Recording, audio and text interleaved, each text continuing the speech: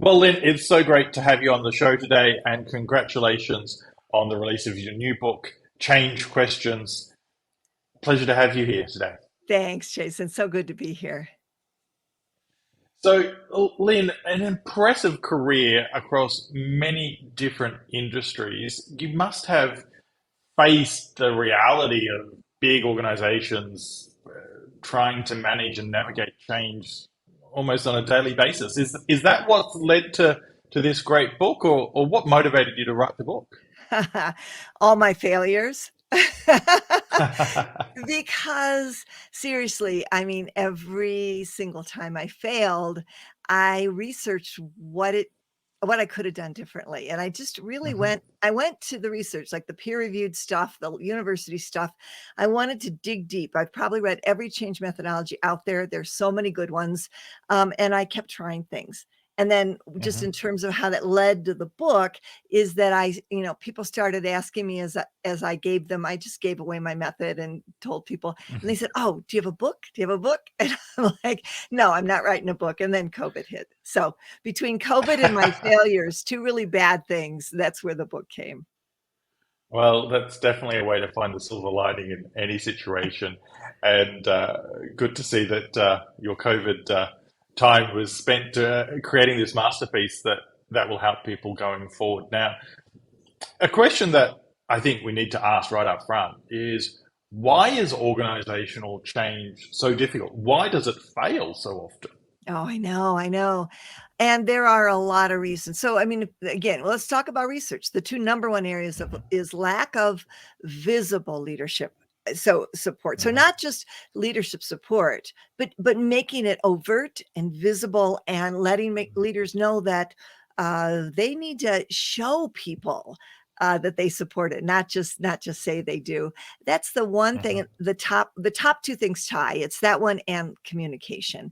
So, just Mhm. poor communication around the change. And then after those two biggies, there are just lots of other ones. And the reason for the book having 11 change questions, which is really too big for a set methodology, is because some of those, when I said every time I failed, sometimes when I looked up what I did wrong, like that only happens within 5% of the time. So it's too Mhm. little to make it in like a six-step methodology. But for me, Mhm. I was just working, trying to make things stick. And one more thing is every single time I added a question, it seemed like my probability of sustainment just increased from that 30% that everyone says is average. And a lot of studies say between 30 and 40% sustainment success rate of any change initiatives, about what you can expect, but I could see it going up.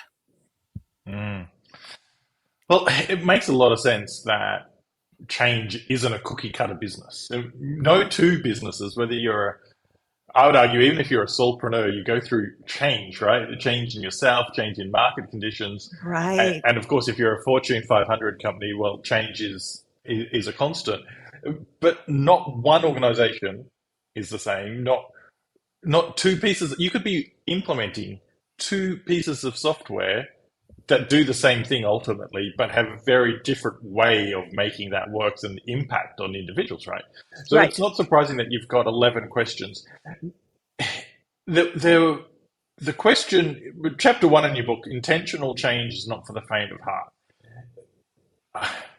This point on intentionality in change, does that mean you think some businesses change just for the sake of it? Actually, that's no, that's not what I meant by that, but I do think that happens. Hmm. What I meant is that when you go to all of your work to create your solution, that thing you're going to implement, either, and I Hmm. talk a lot about sweeping organizational change because I was in two Fortune 200 companies, and we're talking really really hard, but also within those companies. In fact, we had a factory in Wollongong, Australia, where I would come once a month and loved being there. Even when we implemented things at a factory, at one 100-person factory, it is still it is still really difficult, and it's not for the faint of heart. And the word intentional is there because what I believe is knowing that the failure rate is so high, Hmm. that we have to be intentional after we define our solution. What are we going to implement? Hmm. We have to say, well, we're not done. We can't just announce it and roll it out tomorrow. We have to put Hmm. a little bit more work in it, and we have to make sure that we're mitigating the risk of failure. And that's what I mean by that, is just put the extra work into it. It's not that hard, and it's worth it, because if it fails, you not only do you leave poor morale and a flavor of the month, you just make it harder the next time to do another needed change, so you have to be really Mm. intentional about it. Yeah, let's unpack that. The I was specifically being provocative in that I wanted to understand if it was about the I intentionality love of I how love you do the provocative. change program, Yeah, we're good. or was it just some companies just change because they want to? So let's just assume that the change is not because well, easy to say we'll just make everything better by changing and they're not actually changing anything. Yeah. But having really visible leadership support that intentionally is focused on, if I hear you correctly, implementing the change but sustaining the change. So not just ticking the box and saying, okay, we've updated everything and then move on. It's we've updated everything and continuing to show that visible leadership and support for that new way of doing things, right? That's correct. It's necessary all the way through, as well as the ownership to say, and part of the change questions, what we think about doing is we think about saying, what is the value that we expect to get from this change? Because a lot of times, we're marching forward for an implementation plan that's time based. By this date, everybody will be trained. By this date, you'll start doing it. And Mm-hmm. and is the value that we want to get from that trained employees? Well, maybe, but you train them for a reason, right? So Mm-hmm. within that whole process, you really you want to think about what's the value, and then we measure the value. And that's part of Mm-hmm. what we expect from leadership or someone in the organization to Mm-hmm. say, are we continuing to get the value? Did we ever get it in the first place? Just because we trained them, Mm-hmm. we said, go forth and do. Did we really get it? And then if Mm-hmm. we got it, then let's measure for a while. But also, if we didn't get it, how can we tweak it and not call it a failure yet? Because it could be we're like almost there. And Mm-hmm. maybe, one of the studies I found that like 16% of the people in organizations that are asking them to do something, and they've been trained and all this other stuff, so employees want to do it. 16% of them want to do it, but there's something in the system that prevents them from doing it. It might be the way their Mm-hmm. success is measured. It could be that they don't have a tool that's working exactly right. and Mm-hmm. and if we give up or just say, okay, we're done, we implemented, everybody got trained, everybody did it, and just assume that we got it, then we're missing a great opportunity to tweak and get better. And so leadership, we just have to own all of that, we Mm-hmm. really do. Mm.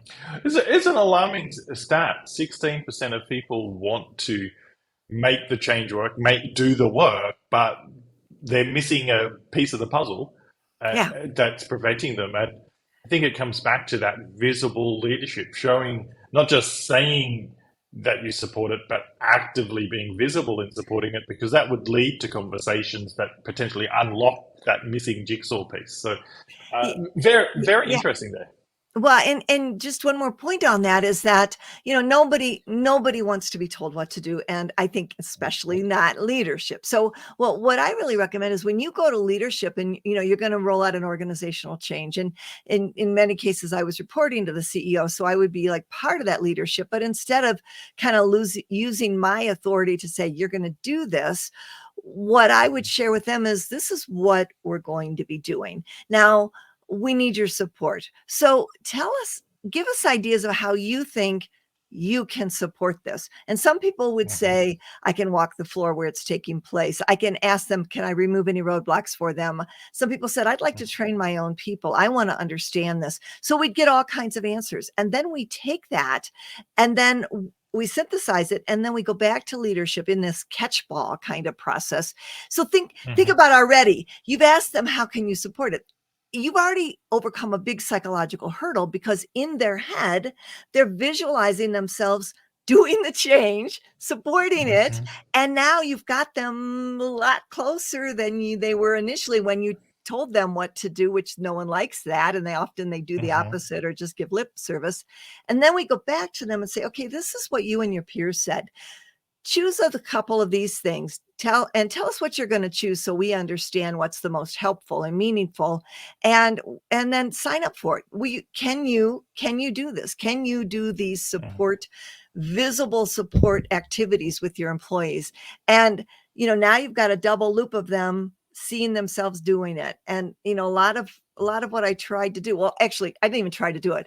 Every time I failed, a lot of times what I found out is that it came down to human psychology. What Hmm. how do you motivate people? How do you get buy-in? And can we do all this up front before we already burned our bridges and have a failure behind us? Mm.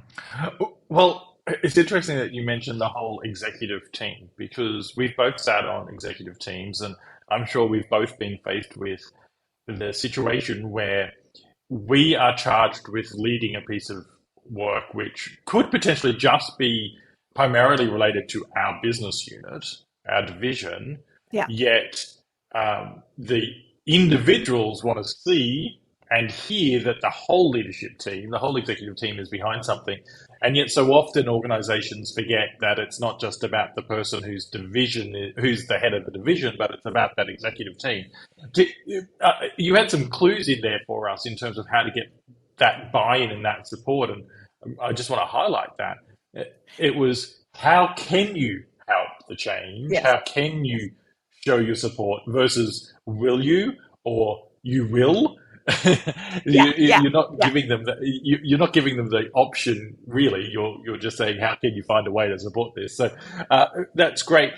Now thinking about middle management in Yeah. Right. organizations, Right. generally they're the ones that have to do, for want of a better term, the grunt work with the Exactly. change. Right. How do we support them as leaders? How do we support them in the change? But more importantly, how uh, how do we have to communicate differently to them to help them be successful?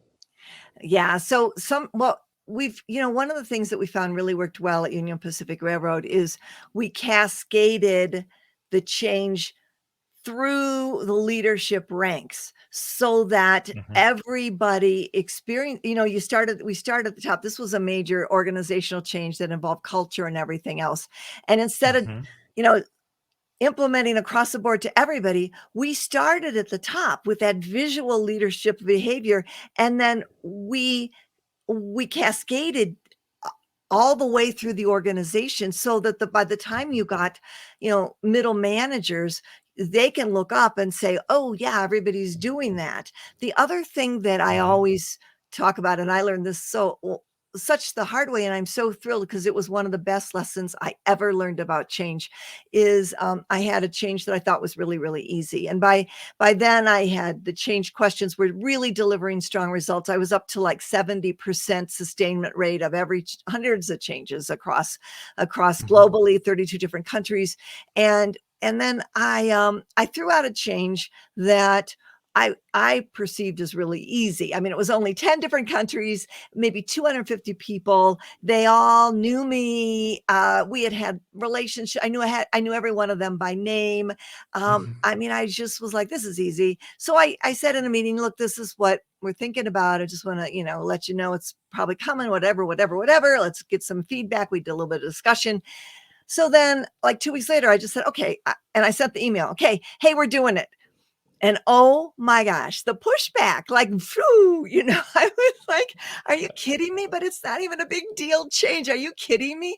And, and I really dug deep on that one, because I had like by that time 7 change questions. And I thought, how in the heck did this happen? That caught me out of the blue.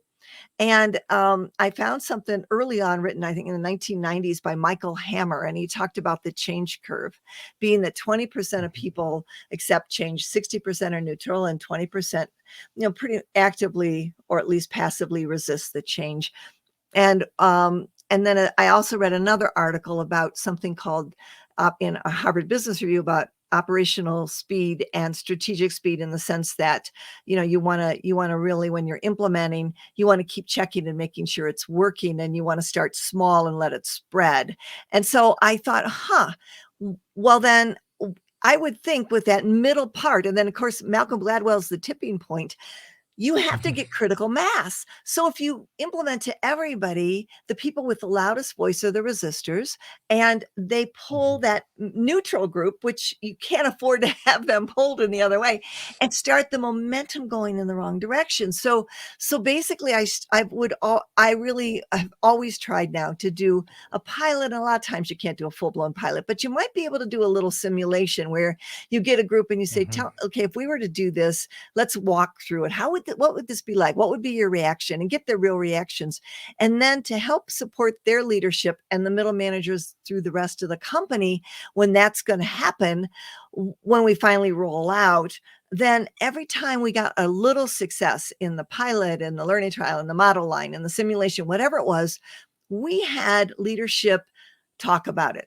Oh, this great, cool thing is happening. We got this success, or we got great feedback on it. Or we, do a podcast, or we do, a real live kind of thing, interview or article. And suddenly, fear of missing out. You've got that middle group going, what, how come they have that? How come I don't? Again, human psychology, but that also created that momentum, that where middle managers who might be neutral start to look and go, "Ooh, I want that," and then eventually, people that naturally resist. And look, I get it. I get it. If you've been through a ton of changes, resistance may be just, you may want to just say, I've seen enough of this with this organization. I'm not doing anything new. I get it. So I'm not labeling them in a negative sense. What I mean to be saying is, let's let them be. Let's let them be. Wait till we've got the tipping point, and then it's going to come to them. And then at that point, they will find it, even for themselves, so much easier to accept. So I think a lot of that is also really helpful. I, I'm just sitting here thinking how important it is that no matter the size, type of change that you're dealing with, no matter how much you know the people that are involved in the change, that the value of doing those, what seems insignificant sometimes, especially when you know everyone involved, those little proof point exercises, whether it's a pilot or a simulation or something else, what I would call the proof point exercises, are Right. really key to delivering that change, That's because right. it in itself is part of that communication journey of reinforcing that the intention behind the change is actually deliverable, is achievable. So I think that's a great lesson. I was thinking, as you were talking, I was thinking through some of the changes that I've been involved in, and I'm definitely guilty of going, well, they all know me. They know that it's going to Yeah, be fine, it's all and, good. and then sit I and then sitting know. in the corner on the plane, going, "What on earth is going on?" Exactly. Jason, one other thing that we give to managers, because I want to finish that question thoroughly, because I love this next one, is one of the change questions is, well, what we ask ourselves as a team implementing the changes, we try to gather all the frequently asked questions, even the really, really hard ones, and then we get the answers, the right answers. Sometimes if it's union, you have to go to union, you have to go to legal, you have to go to HR, you get the right answers, but then you give all those questions and answers to managers. And then, Hmm. and if the company lets you, you put it on the website, because otherwise managers have to make it up. Hmm. People come to this. Will this mean my hours will change? Will this mean that I may lose my job? Does this mean we're going to cut employees? I mean, uh, why put managers who have middle managers, especially who have such a difficult job, in the middle of all, both people pulling them in all directions? Let's give them all the tools they need to make sure that the change is successful. And it doesn't take that long, and it's such a beautiful thing that thing to help managers out. Mm.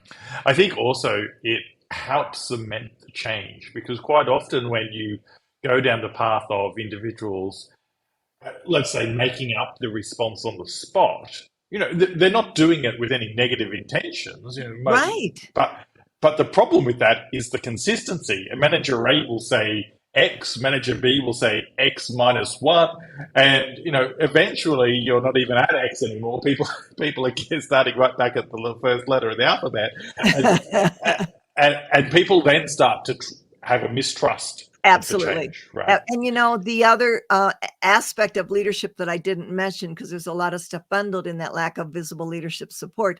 One of the elements that also brings that to the very top of the reasons why change fails is lack of a consistent message. Mm. So, you give people these frequently asked questions. We also, I recommend a pretty much robust communication plan that does include the key messages. And then we really try to hammer in on, if it's 3 key messages or 5, then every article, every speech, every anything, we give those key messages to managers. And we say, when you talk about this change, these are the things that we want you to hit on, just to give the consistent message. So there's a lot of little, that's the thing, is that there's so many little reasons too that why change fails. And if you can hit as many of those and mitigate as much risk as you can, then you can see really good, I think. Like when I left Textron, we had a 90% sustainment rate of hundreds of initiatives every year across the organization. And because, you've mitigated all the risk, right? And it doesn't take that much longer. And what a waste of time it is to put in a change and have it not sustained. That's a bigger waste of time than putting in the time in the beginning. Yeah, absolutely. So, out of all the questions in the book that you ask, is there one that is your golden question, the one that no matter what, you always ask? I always ask purpose. Hmm. And the way, and if you already know it, you have it done in a minute, right? Hmm. But if you don't really know it, the way that is, what is the value driven purpose of the change? And there's 2 elements of that value. And I mentioned it. We want to know what value we're going to get from this, because people have a fundamental need. I don't know if you have kids. My kids are grown and now I'm on to my grandkids, but terrible, like toddlers are the terrible 2s. The 3s are Hmm. why. And get this, every 3-year-old asks why an average or most of 8 times a day, like every day, like all the time. And that fundamental need doesn't go away. Studies have shown that even Hmm. millennials have a stronger need to know why they're being asked to change than any other group in the workplace right now. So we owe it to employees and to be able to tell them what is the purpose and what's the value we're going to get. And then that all feeds into key messages, and we get alignment with leadership, because it could be that leadership isn't aligned. So, I Hmm. always ask, what is your value driven purpose for this change? And it doesn't take that much time unless you don't know it. And then you needed it to ask it. So, so it's not it's just a really efficient question. If you know it, you write it, you're done in 3 minutes. If you don't know it, you need to know it. Yeah. And I'm thinking also in the process of asking that question, Yeah. and I hope that when you're asking it, you're not just asking yourself, because sometimes we have blinkers on and Right. we'll think our answer's the great one. Right. Um, but but when we're answering that, I think in the process, you might even find a way that changes the change program. You might realize that actually Project A needs to be Project A That with a little bit of polish on the side, because you didn't really understand what it was going to deliver at a exactly. meaningful level. And by meaningful, I'm not just meaning from a let's all feel good and hug each other Yeah. perspective. I Yeah. mean meaningful culturally, meaningful from a shareholder return, meaningful in every possible way that an organization should be measuring. So, Yeah. really glad that I didn't lead you to that purpose question, and that was the one that you chose, because and I um, and I'm when glad I you understood it so well. I mean, you hit the nail on the head when you described it. Absolutely. and um, uh, uh, as you were talking about, the consistent communication and making sure that you continually reinforce the message. I was at an organization once and we launched a completely new division, a new programs as part of that. And every single time I was in front of people for probably 18 months, I would talk relentlessly and at times nothing else than the five core elements of the program. Good. And Yeah, even if I didn't talk about all five, I'd talk about one of them at least, right? And exactly. and so people were like, "You're like a broken record." I'm like, "Yeah, but everybody knows what I'm talking about. Everybody in the organization remembers it." And then a few years later, we had to make a tweak to a couple of those pillars, and I'm like, "It's rinse and repeat, people. We need to make sure it's top of mind." And that people understand why we're doing it, because That's otherwise right. we're going to lose the battle, and they'll still talk about stuff from 5 years ago. Look, it's been absolutely great talking to you today, and I know that we could talk for hours around the lessons that we've both learned through change Right. management and everyday business leadership, because every day we are making changes in some way to our organizations. But I'm wondering for the listener today, after they finish watching or listening to this show, what's one thing that you would recommend that they do other than buying your book, because that's a given, to really help them on whatever change projects that they're either part of or leading? Okay. And I'm going to answer it two ways if you don't mind. So the first thing I want Okay, to tell you is sure. other than buying the book, what we really did when we wrote the book is we said we want to get the word out as much as possible. So the change questions are free in a digital workbook. And I know you're going to talk about that in a minute, but they don't have to buy the book if they want to start using them. And then the book is there to supplement. So I'm not here to sell books. I just don't want this way to approach change to die with me. That's my goal. Okay, now Yeah. I'm going to answer your question. What's the one thing? I want the one thing to be is that people acknowledge that probability is your change will fail. I mean, with 30 to 40%, I've seen success rates as high as 40% in the literature, but nothing higher than 40%. So less than Mhm. 50% chance that greater than 60%, 50% chance that your change will fail. And we feel like Mhm. if we say that, we'll jinx it. But you will only jinx it if you don't recognize it. So do the upfront Mhm. work. That's my one thing. And I don't care whose methodology you choose. And I don't care, like I say for the change questions, only choose two if that's all that are applicable to you. Like just, the Mhm. whole idea, don't do too much work. Just do what you do just right, just enough work. So that would be my one thing. Mhm. Just mitigate the risk. Yeah, yeah. What an excellent way to wrap up the show. In the show notes, we have a link to the change questions that you talk about, that free download, and of course a link to your book, which is I think anyone that's leading change should definitely look at your questions and understand from your experience how to lead a change successfully. And as you said, it starts by acknowledging that the odds are against you. So let's do the right work to start with to maximize your ability to succeed. Lynn, it has been an absolute pleasure having you on the show today. I hope we get to stay in touch and I get to continue to see your great work. Definitely. Thank you, Jason. I really enjoyed it.